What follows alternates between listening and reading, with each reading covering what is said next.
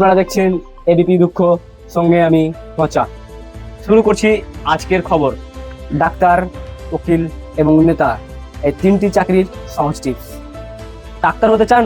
বেশি পড়াশোনা করার কোনো দরকার নেই। মাত্র দুটো অ্যান্টিবায়োটিক ওষুধের নাম জানুন এবং একটি ঘর ভাড়া নিন, আর সাইনবোর্ডে লিখে দিন ডাক্তার অমুক, MBBS in Cal, MD in London, gold medalist, পারলে আরও অন্যান্য কিছু লিখে দিন, আর হয়ে যান ডাক্তার। উকিল হতে চান? পড়াশোনা করার কোনো ব্রেন নেই, আর আপনাকে ভাবতে হবে না।